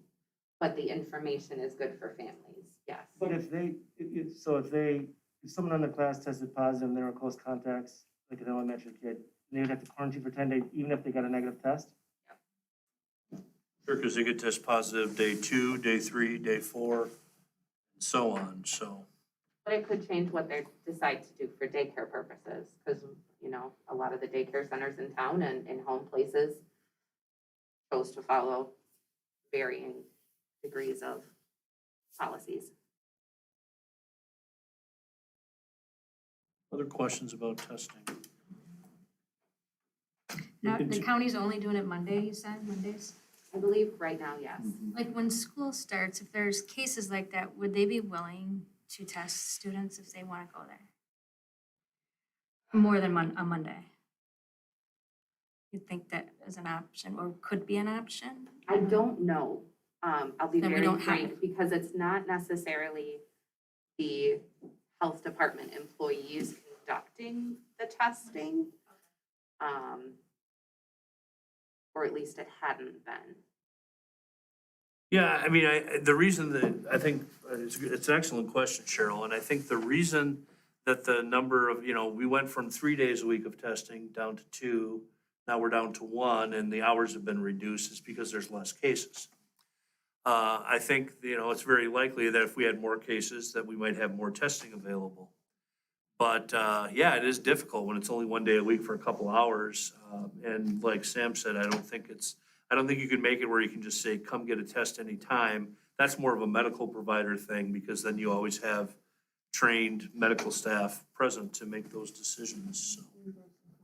Yeah. Any other questions on testing? So some of the other ones aren't as complex as some of the previous ones we went through. Physical distancing, while physical distancing does help with the spread of some pathogens, we are not setting specific requirements this year. Because frankly, if we're going back at full capacity, some classrooms are gonna have 30 kids in them and some classrooms are gonna have 6. I think that, if you've got 6, you might wanna spread out a little bit because you've got more room. If you've got a larger number of students in a smaller space, then you have to deal with the space you have. We're gonna recommend to staff that they physically distance students 3 to 6 feet apart when practical. But if it's not practical, then we're gonna sit them where we need to.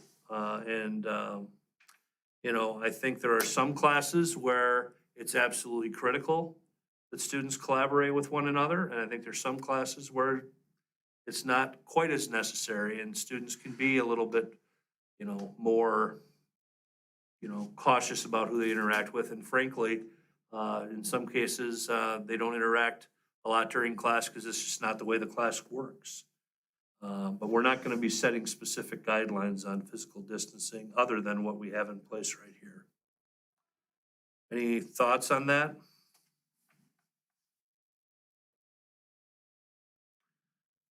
The next category, personal hygiene and behaviors. One thing I think that did come out of this, the pandemic, is I do think that the resurgence of hand washing, hand sanitizing, and a lot of those kinds of practices, I think we're going to try to continue as much as possible. We will return to allowing people to fill water bottles at school. Hydration is important too. And we'll try to clean those stations as frequently as possible, but we are gonna reopen those. We're gonna allow staff to eat and drink in classrooms again, along with their lounges. But we are gonna ask people to be mindful of germ transmission when they do so. So, Ron, anything else that you can think of regarding any of these behaviors that you've talked about with Rich and the? No, I think Staff. it's, we're gonna certainly take, whatever cautions we can, but I don't think there's anything significant of noteworthy to point out. And the same goes with cleaning and food service protocols. I mean, I think we're going to, try to use the greatest hits of what, worked in the last 18 months. And hopefully we can, we're probably gonna use our, aerosol cleaners more frequently because we found them to be useful and stuff like that. But the reality is, we're not gonna have specific COVID protocols. We're just gonna practice best practices in cleaning and food service and hope that that leads us to a good place. I think many of our cleaning protocols will be, for general cleaning, will remain. Obviously, we're not going to probably be walking down the hallways throughout the day, wiping down door handles like we were at the start of COVID. But I mean, some of the sanitizing of the rooms and lunchrooms and other areas of the building, bathrooms, et cetera, will continue. And those are probably good precautions anyway, that we, that now that we've, now that we've lived it, we realize we can do it. Whereas I think a couple years ago, if we would have said, hey, you're gonna clean this, this way and this much, we probably would have said, oh, we can't do that. Well, we've done it and, we think we can continue. We are gonna allow visitors again in our schools. We're gonna ask them to check in the office. And we're gonna, expect that they will use good judgment, don't come here sick. But we are going to allow, presenters in classes. We're gonna allow parent volunteers again and all of those kinds of things. Again, much like when Tim asked me before, are we gonna, what if we have to change something? I think that would be something we would also change, right? If we had an outbreak in a school, we may or may not return to a mask requirement, but we might say, hey, we're gonna take away visitors for a week or two here until things get shored up and things get, in a better place, and then we can always come back. So, I truly believe the board has a lot of faith in our leadership in the district and making good decisions here. But I also know that, it's very likely that, our state legislature is gonna require that the board weigh in on if we ever have to close school or we ever have to provide restrictions. I think that it's gonna be required that the board take action on it. So, that's where the last bullet comes into play, that, if you approve this plan, I'm asking that you approve me to make changes on a temporary basis until either a special board meeting or the next board meeting. And then you can weigh in on whatever changes we're gonna make. Rick, I assume that we're going back to lockers and eating in the cafeteria and walking patterns and all those type of things that we. Yeah, I mean, we're gonna go, believe me, there were some benefits to, like, all the things that we learned. There are some benefits, like, we had a lot of fewer student discipline issues not having lockers. But also, we've got all these lockers and kids who need to put something somewhere. So we're probably gonna go back to those behaviors, but hopefully, there will be a greater appreciation for not abusing them. Because, there were some things about, the COVID world that made school a more peaceful place and a less conflicted place. And hopefully, now that we're back to, choosing what side of the hallway you can walk on and, back to, having lockers, hopefully it doesn't, evoke chaos because, because people don't remember how to utilize them. But yeah, we plan to go back to those things. Good question. Anything else? All right, well, I'll tidy this list up based on the feedback you've given me, and I will ask that the board act on this on the 26th. Ron and I are gonna be bringing some handbook items for you to consider as far as employees are concerned in our next meeting, and we'll take 2 reads at that too, so that we can have that fully implemented probably by the first meeting in August. So thank you for the feedback. So you're looking for us to make a motion tonight just on the making face masks optional. Yes, so thank you for transitioning me to the last item. So because the CDC said vaccinated people can be face mask optional, I think there's a lot of employees in our district who would love not to wear face masks effective tomorrow, because we do have a vast majority of our employees vaccinated. So I would be looking for the board, basically beginning with this motion, which would be today, July 12th, that you would make the wearing of face masks optional. So I'll make that motion. I'll second. Is that Cheryl and Phil? Yes. All right, so a motion was made by Cheryl and a second by Phil to approve the optional wearing of face masks in district facilities beginning July 12th, 2021, as recommended by Rick Waskey, District Administrator. By voice vote, all those in favor say aye. Aye. Opposed, nay. Motion carries.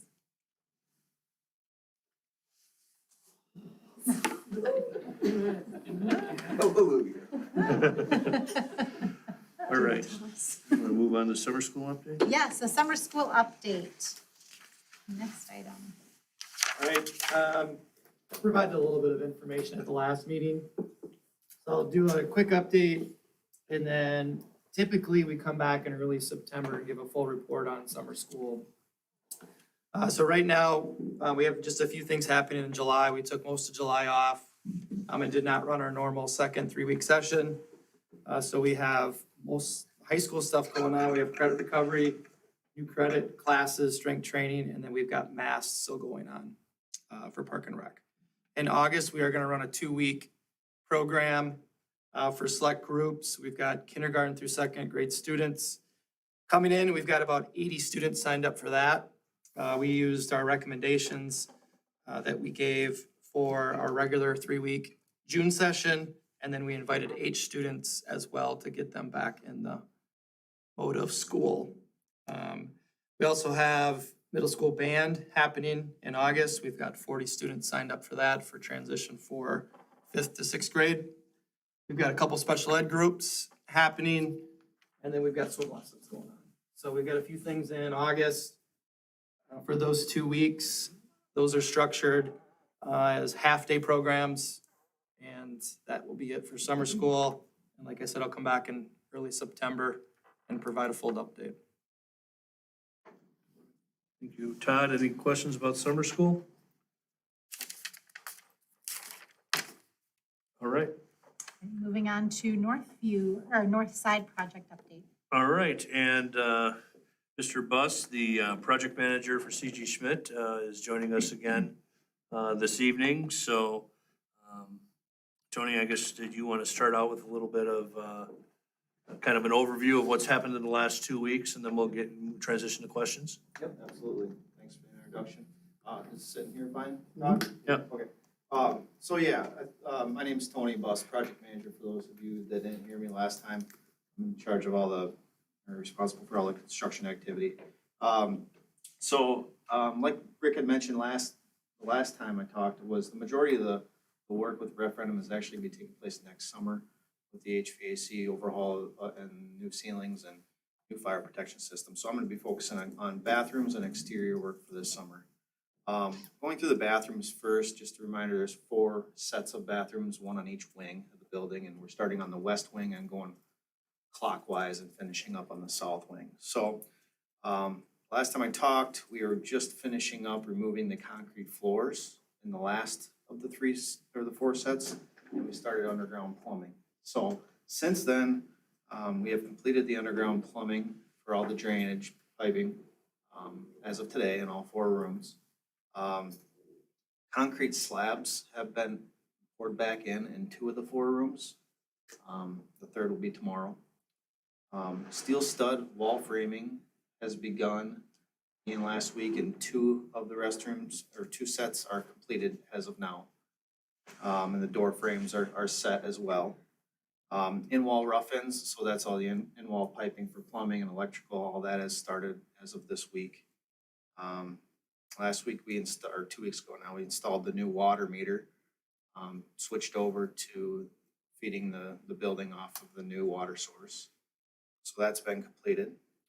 And we found and rerouted the incoming fiber and copper lines for your data and telephone that came into the building. So luckily for us, the existing panel was like right in the middle of where the new janitor's closet is, right in the middle of the room. So we had to do a little investigation, do some tracing, and get all the people involved in TDS and other people in this that know stuff about the facility, and reroute that to a different wall. It only needed to be rerouted about 4 feet, but it was just an intense, highly coordinated activity, so nothing went wrong with the fiber coming into the building. So that went off with success, and that's completed. So for the bathrooms over the next 2 weeks, like I said, we'll be finishing up pouring the concrete slabs tomorrow and Thursday, and then therefore the steel stud framing will follow right behind that. We'll actually start hanging drywall towards the end of this week at the tops of the walls. We typically drywall the top of the walls down to about 8 feet. And then when all the in-wall rough-ins and inspections are done, then we finish it off down to the floor. So that'll be starting this week and happening into next week. And then mudding and taping obviously will follow that. Next week, we also hope to start floor tile in one of the rooms. So that's a nice milestone to see some new finishes going back into place. So we are jumping on a little bit. We're going a little bit ahead just because there's so much tile and the duration for that work is long. We have to get them in there and get them started. Kind of, cart's just a little bit of ahead of the horse on that activity, but we'll be protecting the floor and doing everything we need to do just so we can make sure we hit the end date. Other than that though, we're hoping to have paint by the end of the month. That's kind of a little milestone for us. And then, so overall, right now, we're one day ahead of schedule on the steel stud framing, and we're on schedule for the concrete inflow fills. So things are going well. Regarding the exterior of the work, so since last time we hadn't started anything on the exterior. We had planned to do the new water mains, and that has been completed now. So the parking lot to the west, or the playground really to the west of the west wing was dug up, and the new water mains were installed to the building, and that's what made way for tying in the new water source to the building. So that was done. We also had, that's in the new water room is where that water main comes in and feeds. So we need a new exterior door to access that water room. And for that exterior door is a concrete foundation footing and foundation wall that has been now poured as of today. So we'll be stripping that and looking to backfill everything, get everything back up to grade. And then later this week, we'll start tearing out some more of the sidewalks around the perimeter of the building and get going with some of the drain tile work and getting ready to hopefully start pouring some new sidewalks in maybe by the end of next week. So I guess that's kind of where we're at as of right now. Any questions from anybody? Any questions from board members? I'll just have a comment. Glad to hear that we're on schedule or even ahead of schedule on any phases. Certainly in July, that's good news to make sure that, things are going according to schedule. And certainly cooperation with school staff has been excellent at this point. All right, well, thank you for the update, and certainly if there's anything that any board members that comes to your head between now and later, feel free to reach out to myself or Ron, and we'll get that information for you before the next meeting. So thank you, and thank you, Tony, for joining us this evening, and we'll talk to you next time. Absolutely, thanks for having me. All right. Any boardsmanship or administration things, Rick? No, I have nothing to mention other than for the people who are watching on YouTube that we will be having our meetings here at the Bauer Education Center, which is the building north of the middle school and south of Swiss House. And maybe for our next meeting, we won't have quite as much paving and the street modification noise. Right now, the YouTube feed is kind of a view-only feed, but, we will be talking about, if there's some way, down the road to look at participation remotely, we'll explore that. But right now, public comments would have to be made in person, or if you can't make them in person, you can always email our board president or myself, and we'll make sure that that information gets to all the board members. So that's really my only update. Ron? I'll just add, I've been watching the YouTube channel as this is being done, and it looks great. Some feedback from Tim Solberger was that the audio is really good, so apparently people are really pleased. And special thanks to Jen Bochar for all the work she's doing to make this possible, because there's a little bit of back and forth to capture everything here. So thanks to Jen for all the work she's doing. Todd? Board of Ed correspondence. Rich didn't give me anything, but I know there's a pile of thank you cards if people haven't seen them. Take a look at those. Committee reports. Cheryl? I have nothing. Bill? Nothing for me. Tim? Finance met tonight, went through financials and obviously brought forward the recommendation for the middle school PCs. I have nothing. Nothing for me. Terry? Library committee had a special meeting last week as they are now at low for COVID. They were looking to see what changes they could do. They were going to hold off and making any changes until after tonight's board meeting to see what the school district decided to do. But one thing that they were very high on is keeping Mask Monday just as an option for families. So I'll be letting them know what happened here tonight so they can schedule another meeting, I believe in 2 weeks, to make decisions. Dan? Nothing. Dylan? Nothing for me. Anybody have any agenda items for future discussion?